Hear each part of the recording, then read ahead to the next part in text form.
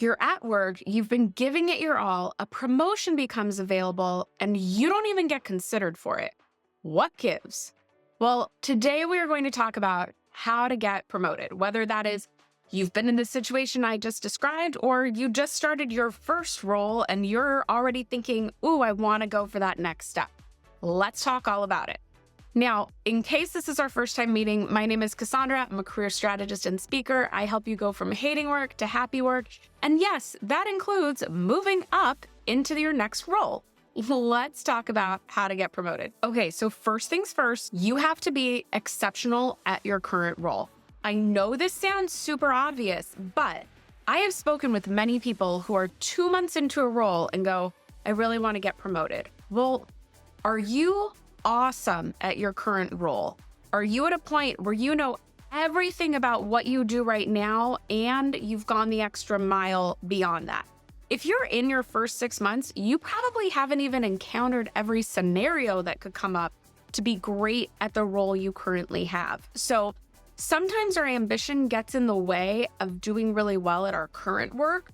Don't let that happen. Make sure you are becoming knowledgeable on every single aspect of the role you're currently in. And then go a step further. Can you join committees? Can you lead a project? Anything to showcase that you want to stay in this company, in this department. But something that goes above and beyond. But before we can go above and beyond, we got to do great at the role we do now. Next one, and this one is super important, and people just go, oh, I don't want to do that. And I didn't want to back in the day either, but you need to let your boss in on your ambitions. So don't be afraid to have a conversation with them and let them know that this is a goal for yourself. Hey, I would love to be considered for a promotion down the road, or hey, I really want to grow with this company. And so if there are ever new opportunities to lead or move into a management role, assistant role, VP role, etc., tell them you're interested in that. We have this thing, and I think especially women, but people in general, we have this thing where we want to be recognized without ever saying anything. I was one of these people. I totally understand it. But that's not how the world works. I've heard this about marriage. Well, I'm not married. I've heard this about marriage too, that like you have to tell your partner what you want. You wish they just knew what you want, but you have to tell them, this is what I want. Well, with your boss, it's sort of the same thing. You have to tell them what you want because they are not mind readers. And you would think everyone wants to get promoted. Everyone wants to go on to the next step, but that's not always the case. So you need to let them know. To give you an example of this, I finally had heard this advice enough times that I realized, okay, yeah, people aren't going to just naturally recognize me the way I wish they did. Sometimes it does happen, and when it does, consider that a gift and a blessing, because most of the time you got to let people know. So I finally had come to terms with, I'm going to have to tell people what I want. And an opportunity presented itself to do that, just that, because I was in grad school and I had my grad school internship that was required. And then on top of it, I did a practicum, so I worked for free in the career center at my grad school. 2 days a week, I was working just like 5 hours a week, but on top of grad school and my internship, that's a lot. I was working 5 hours a week for free during the summer, during the spring, in the career center at my grad school because I really wanted to work in career coaching, right? And so I'm there and the supervisor over the center and over me says, oh my gosh, our grad intern left us. It's past the beginning of the semester. Do you know anyone who's looking for a grad internship? And the way our system works, like the odds of someone still needing an internship were very, very rare. And it was like, wait, you're asking me who works here for free if I know anyone who wants the internship, when you know it's slim picking, when you know there's probably no one around. And as much as it seemed obvious that, hey, you should just hire me, she was focused on the rules and requirements and guidelines of her position. This position she needed to fill, she wasn't thinking past that. And so I just when she asked if I knew anybody, I went, well, you could hire me. And truly, to this day, I watched her. She went, oh yeah. I know I already have an internship and I know this goes over, again, this goes to like ask for things you don't know. I went, I know this technically goes over the hours that are allowed for a grad student to use. No, it's happened before. I just have to fill out this form. You're capable. Yeah, we can do that. And I ended up getting paid for something I had been doing for free. But if I, in that moment, when she asked me, do you know anybody, had just gone, oh, well, I wish she would have thought of me. Well, this is a bummer. And like held on to that and been sad, maybe bitter, etc. Wasn't getting paid.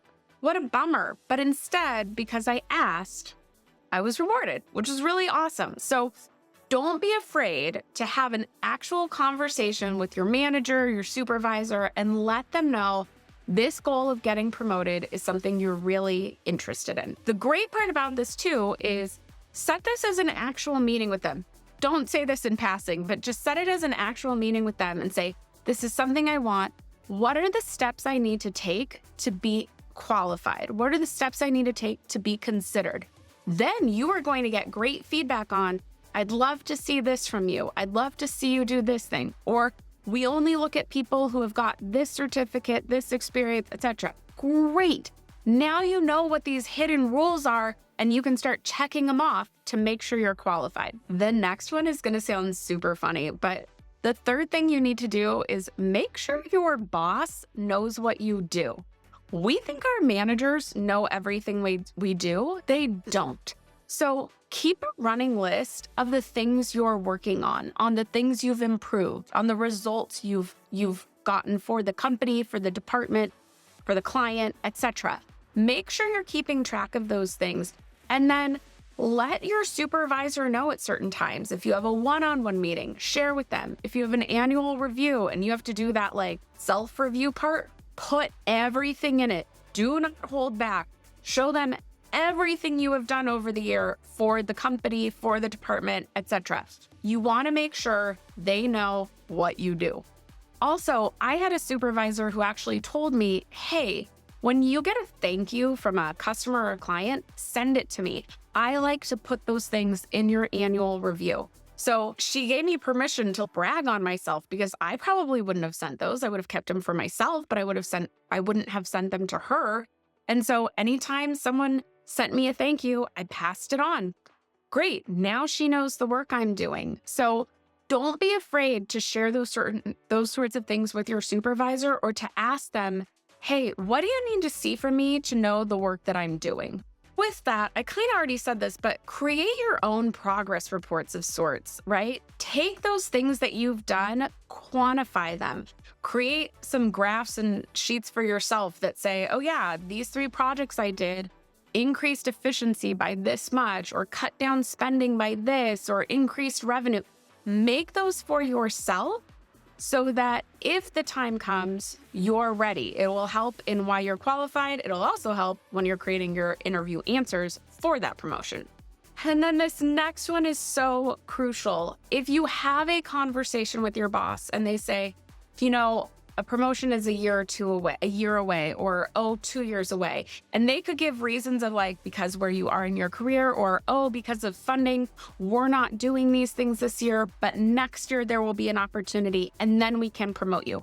I have heard stories like this from so many clients where they've been promised a future promotion. Don't take it as gospel. They have been denied many times. Corporate will sometimes kick that can down the road, whether we like it or not. So never rest on your laurels. Never believe, oh yeah, that promotion's definitely happening in a year. Not always the case.